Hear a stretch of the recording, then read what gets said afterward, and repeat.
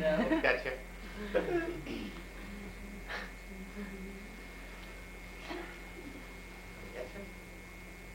Merry Christmas, Grandma. Merry Christmas. Happy New Year. 1997. Mom, do you remember one of your favorite Christmases when you were a little girl? Yeah, but it's a little sad. Well, Christmas is not supposed to be sad. I guess it was, let's see, my mother died January 11th, 1923, so this would have been Christmas 22. How old were you? I was 8 years old. And the first Christmas tree I remember my mother putting up, because we had had company, and she didn't put it up, well now, I'm a little ahead of my story. We had moved into this new house. It wasn't finished, and it wasn't a very expensive house at all, but my mother was anxious to get in it. We moved in it in the summer. And so we had her brother coming up from Atlanta to spend, he always spent Christmas with my grandmother. So she had a little something special, I guess. But I remember I got a little piano and a little silk purse. Had two little purses joined together and a little handle. Wasn't a very big one, but I kept that for years before it finally disintegrated. And I guess that was one of the happiest Christmases I remember. When did you put the tree up? We put the tree up New Year's Day. New Year's Day after Christmas? Mm-hmm. My uncle came and he ate dinner with us that day. He was leaving that day really because he had to go back to work the next day.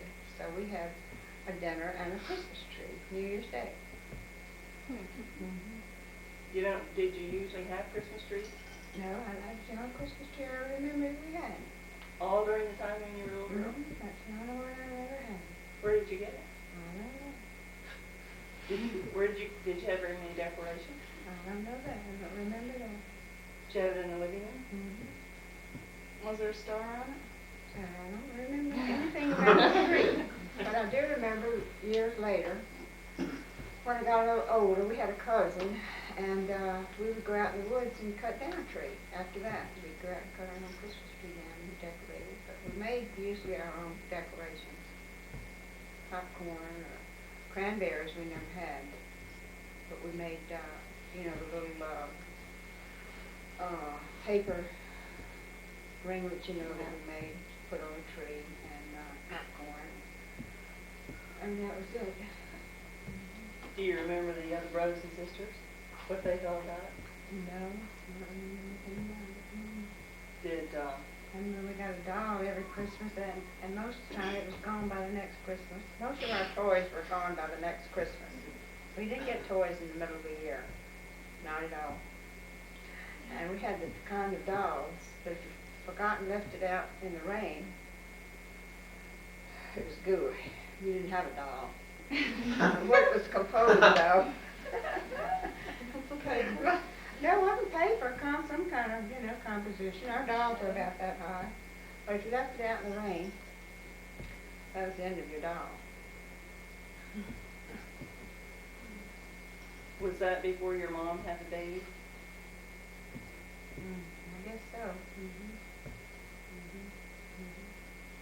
Was it special because she had to fix the tree and then she Well, died that in no, I January? don't think it was special. I guess maybe it was because she had made an effort, because we were in our own home. We lived with my grandmother before that time. So I think it's because she was so happy to be in her own home. And that way that she had it kind of special. She died that same January?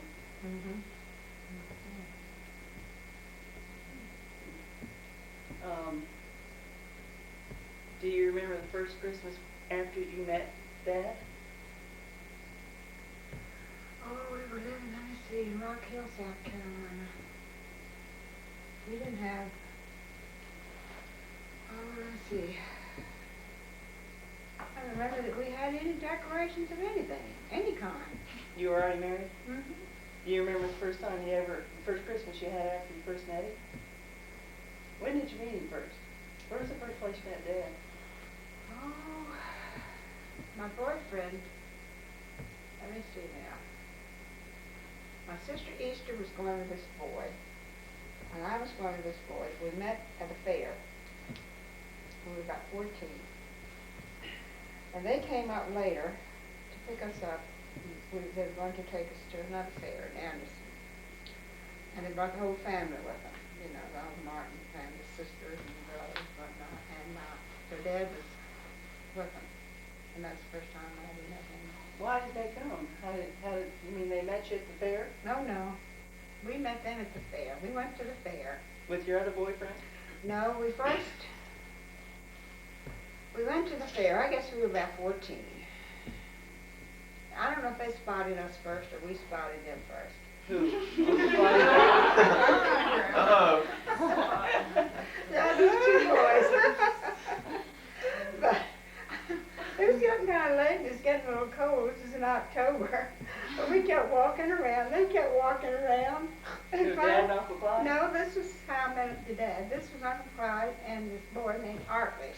Artley.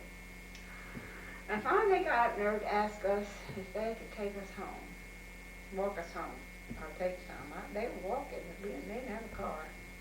So they walked us home. Now that was, you don't even call that a date, but they walked us home.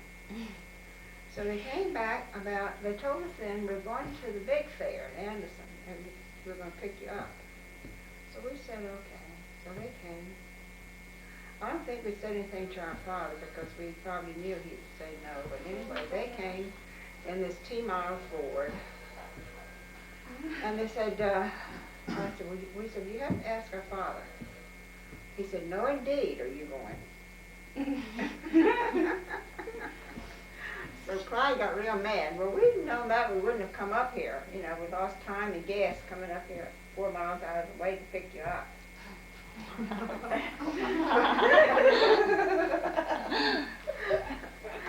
So Dad was looking, he was one of the Martins. They had the sister Laura and the little kid. The whole car was full of them. So that's the first time I met Dad. So you didn't go to the fair? No, we didn't go. And you were only 14? When did he come back the second time? Oh, I don't know. I believe they came back at Christmas time, was a present. What did you think of him the first time you saw him? Well, I didn't meet Dad and Pop until that 2 years later. I was to go and go with him or anything. Mm-hmm. I just saw him as with once in a while.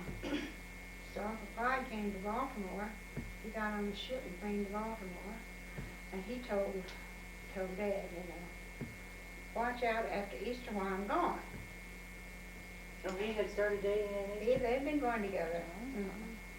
All this time since we were 14, see, they started going together. Oh.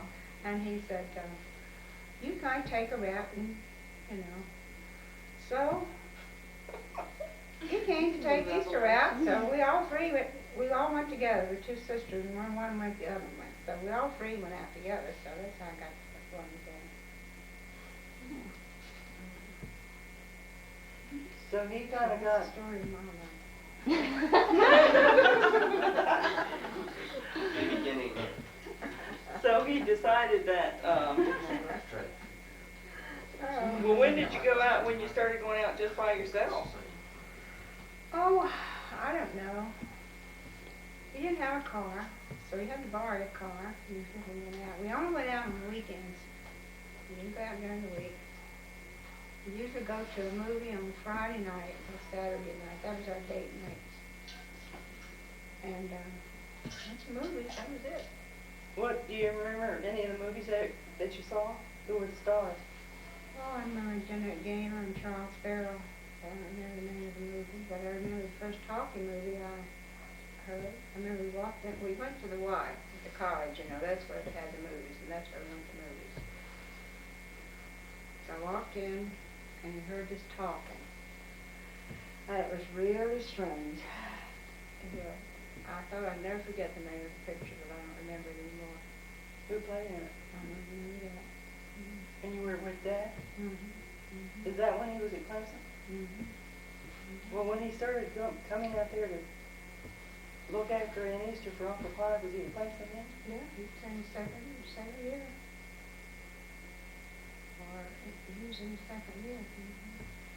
How long did you go out before you got married? We were together 2 years before we got married. Started going with around 16. How old were you when you got married? 18. Did you, And we had a breakup, and we got back together again. you mean after you got married? No.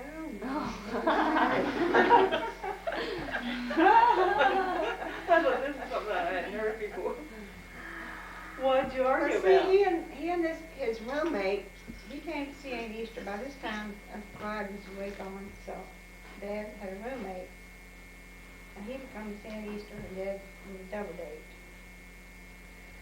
And, let's see now, how did that work out? I went to church. We used to go to church on Sunday night. Didn't have anything else to go to. We didn't BYPU or something, the church had for young people, so we'd go there on Sunday nights. And then we'd stay at church. And I was there one night, and here comes Dad and his girlfriend. She played piano for the church. And I think he spotted me right away, so he sat in the back. He wouldn't come up front where she came up front. So I got pretty upset about that. And then he would start sending me a plant or something like that by his roommate. He wouldn't come up himself. He would send the plant by his roommate, you know. So I didn't like that. So I told his roommate, you take that back and tell him he can't bring it himself. Don't send me anything else. So we stayed. We didn't get together till commencement. He came up and he said, I'd like for you to come to my graduation. I said, okay. So he dropped me off. He said, I got to pick up some laundry. So he dropped me off at kind of a side door and says, you go in there now, and that's where you sit. And when you get out, you show me the place to meet him. You meet me around front, a certain area, the building. So I did. I went out front and I kept waiting for him. Where in the world is he? And I happened to look over about as far as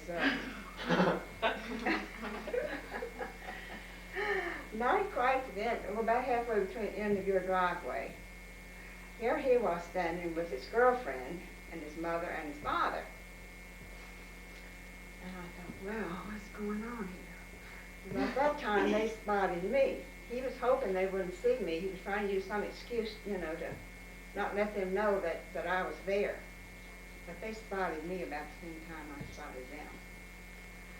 So he came over, and I felt like running away or something. I saw some people there that I knew from home, and I thought, what's going on here? Should I say, can I go home with you?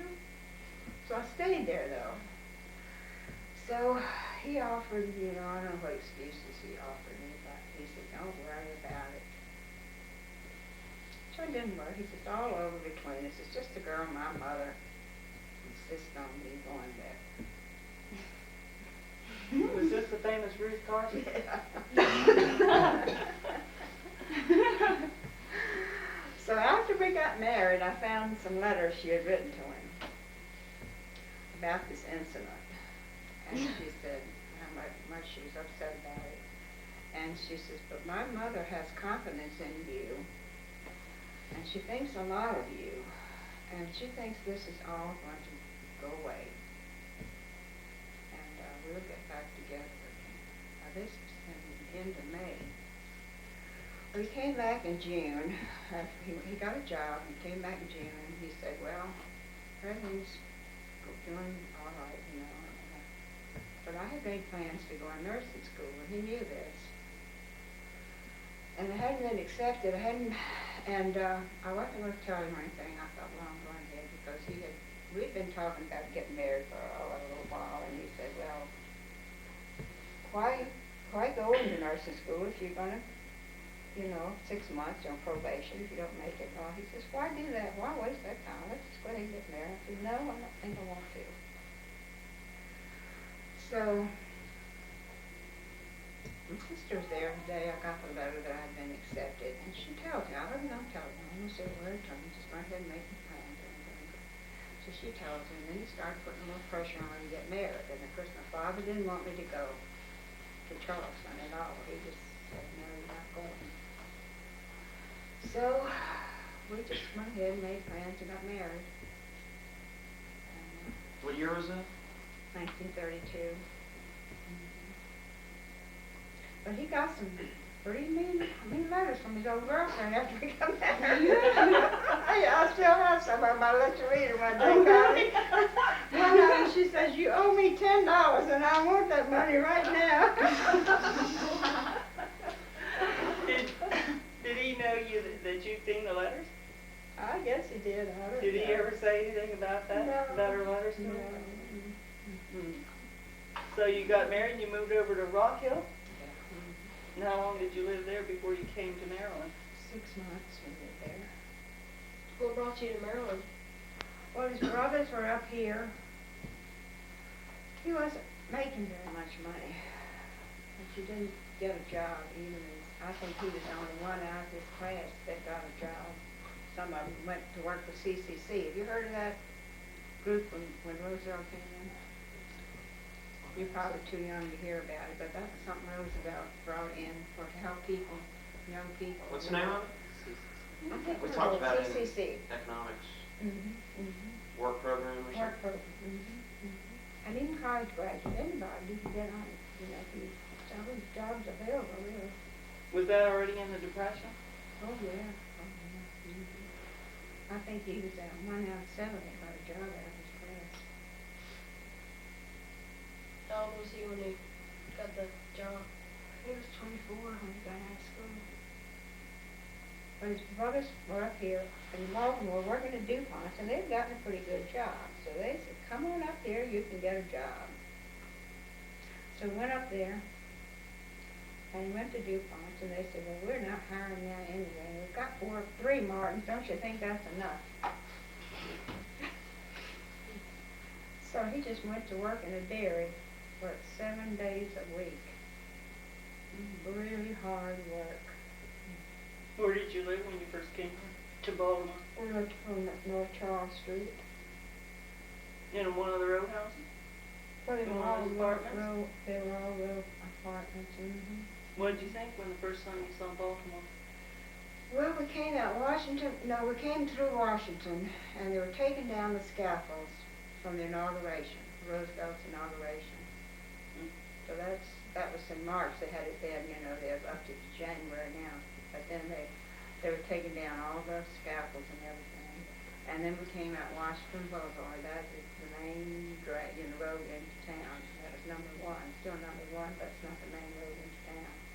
It was dark. The main thing I guess I didn't like about it was I was used to being in a little small town. There was trees, there was grass, there was flowers. Here you didn't see a tree, you didn't see a flower, everything was cement. You looked out the window and you might see a little tree going someplace. I think that was the thing that I really miss in Wilmington. That was in the spring of the year when you came from. March, first of March. How long did you live in that place? Oh, I guess we lived there about a year or more, and then we moved to Catonsville. That's where Jim was born. In Catonsville? Was that the same job or had he changed? No, he changed jobs. Got a little better job. What farm was he working at? He's working in dairy farm.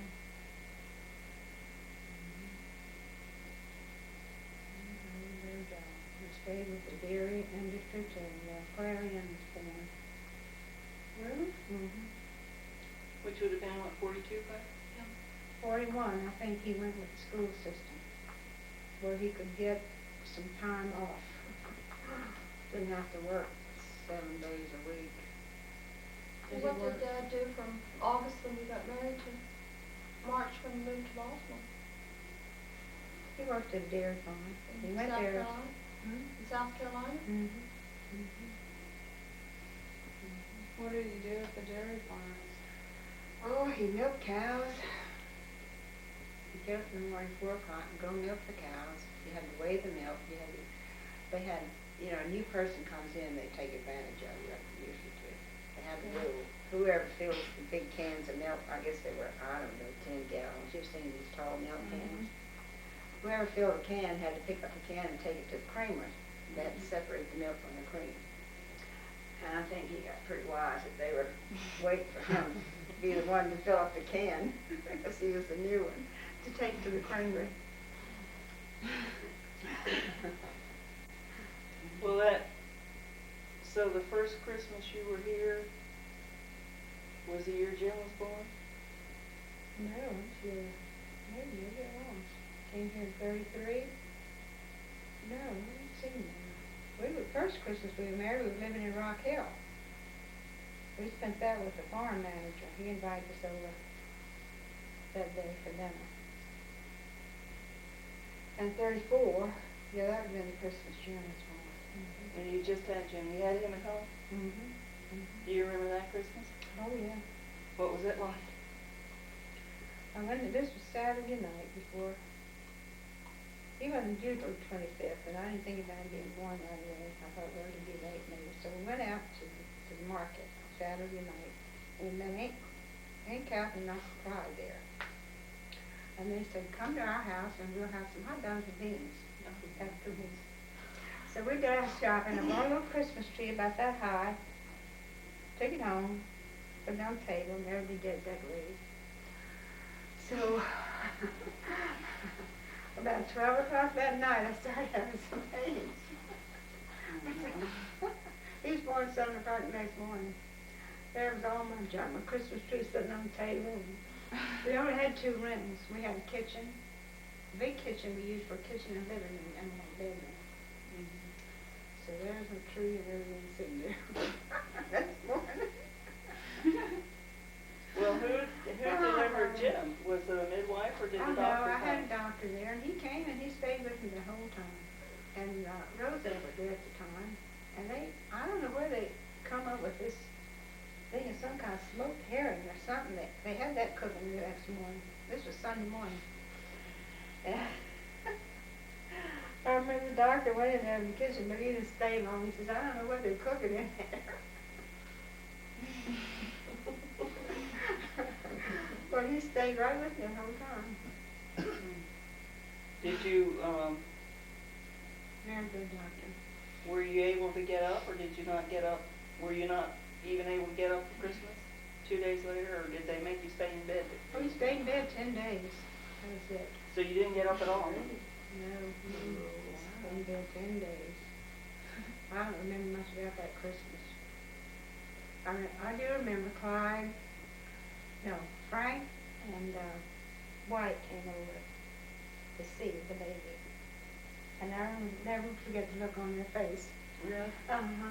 Why? They were real happy. They weren't married yet? No, none of them were married.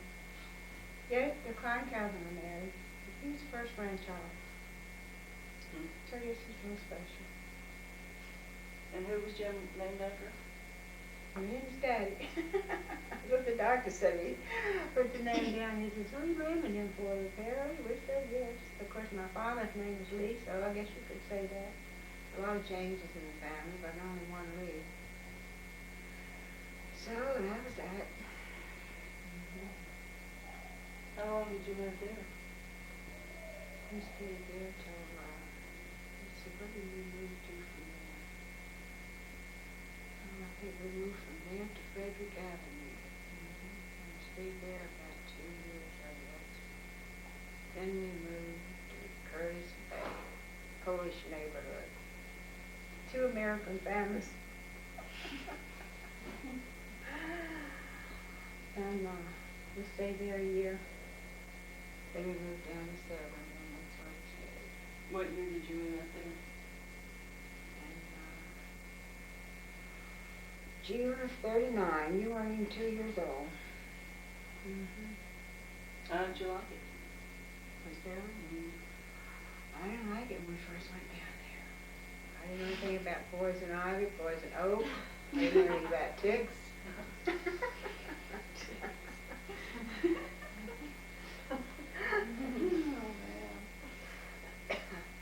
Oh, Mom. Do you remember any Christmases there in particular? No, I don't know, you might remember this. We went uptown, went over to Montgomery Ward's. I put an order in for several things. We picked up the order, and we brought part of it home. Dad was bring the other part home. Do you remember this? Well, Dad never got home. I remember that part. And we just figured we'd never see these presents again. Never. But, see, we had the last bus was 12 o'clock. If you missed that bus, then you didn't get another until the next day. I don't know when it was. But anyway, we just figured, well, we'd never see the presents. But he got home, and he said, yeah, they're all right. He had them with him. He'd put them in a locker. He had sense enough to do that. I guess he figured he was going to be drinking, or he was going to miss the bus. So he had sense enough to put them in a locker. So they got home. He brought them home. I don't remember him getting off that 10 o'clock bus. Mm-hmm. There he had that bag He with had him. a bag with him. I never expected to see him again. I think that Christmas I got a little white cashmere-like sweater. So I remember thinking we'd never see that again. Yeah, that's what I thought. There he too. was, it was like a miracle. Mhm. Probably a miracle that he got But home. he got home. Okay, now, let's start you telling me some tales. And I'm gonna start talking. There? You were telling me about the Cupid doll you got the other day. Oh, For Christmas yeah. one year. Tell me about that. I don't remember how many Sundays I had to go to Sunday school. It was either 3 months or a year. I think if you went a year, you got a Bible. I think if you went 3 months, you got a pretty good prize without missing a Sunday. So I got this Cupid doll. And I've only seen a picture of it one time in all these years. So my mother put it up on the mantel. And I got in a chair and I climbed up there and got it, dropped it, and broke it. So she glued it back together, put it back up there, and I got it back down again, broke it again. Couldn't be repaired that time. What year was I don't know how old I was. I was probably about 6 years old, maybe. I don't know, 5 or 6 years old. Did you drop it when you tried to get off the chair? I don't know. I probably did. I don't know.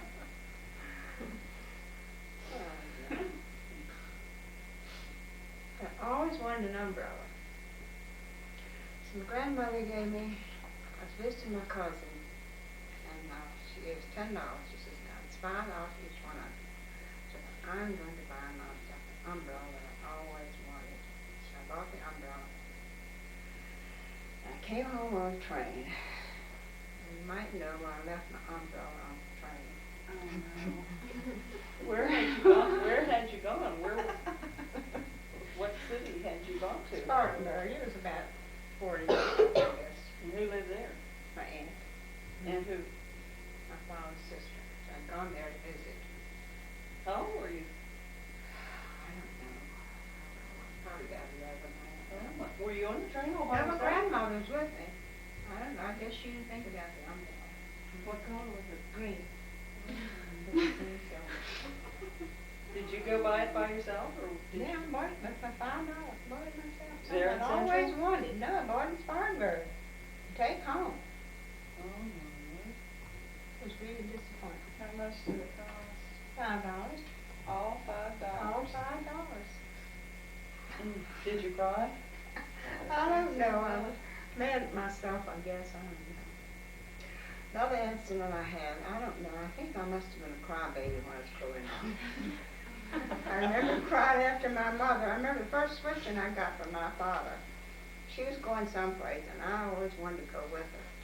And I remember he got a little hip switch off the tree, and he hit my legs good with it. And I couldn't have been over. That's the earliest remembrance I have. So then,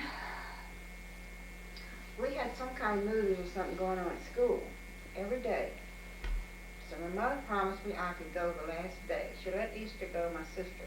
She was always quiet. Evidently I carried on all the time. I couldn't eat. Trusted to go.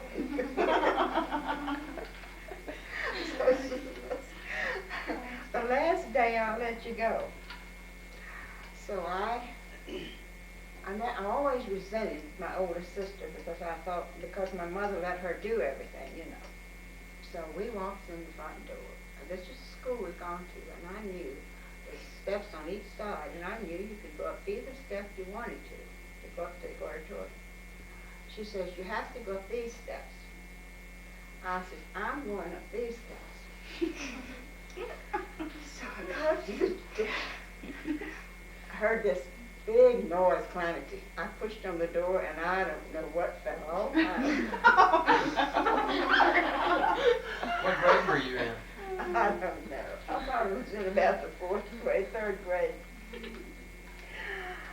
And you see, they had you to go up the one step, and this side they had closed, and evidently they had signs or whatever, you know, they had to keep that door barred. They were only using the one entrance. But I was determined that I was going to go up that side. So I didn't stop to wait or anything. I just ran home fast as I could. I was so mad with myself because they had one chance I had to see it, and I just blew it. Oh my. Well, is that when your dad gave you the switches? Oh no, that was when I was about, that's the earliest remembrance I have. I must have been about 4 years old then. Why did he do that? I guess because I was carrying on, screaming to go with my mother. Where was she going? Probably to the dentist or somewhere. I don't know, a place I remember going.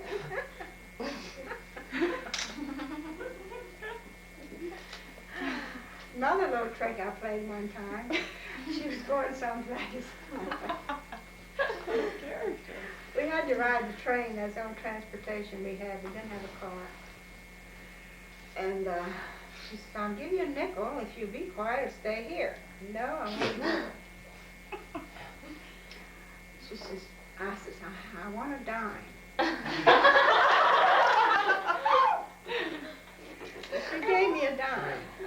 This is how I played the little trick. I knew what I wanted the dime for. In the store where I went to, there was a little doll about that high, there for 10 cents.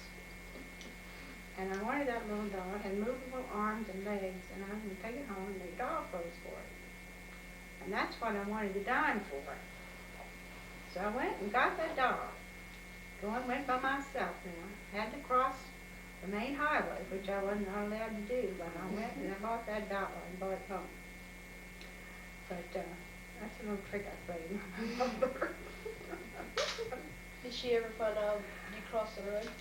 I don't know. I remember.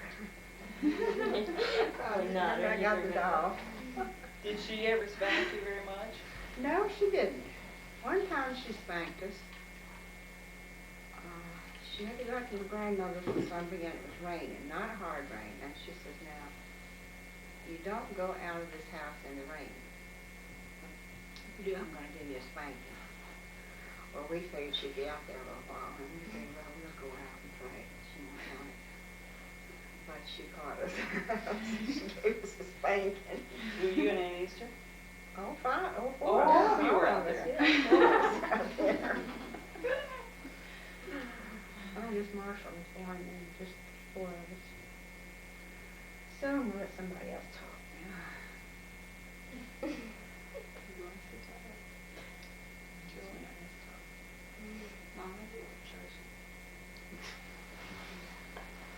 We end it? Sure, that's enough. So I remember someone coming to my grandmother's house and saying that my uncle had been injured. He was somewhere and he had been kicked by a mule. They had mules.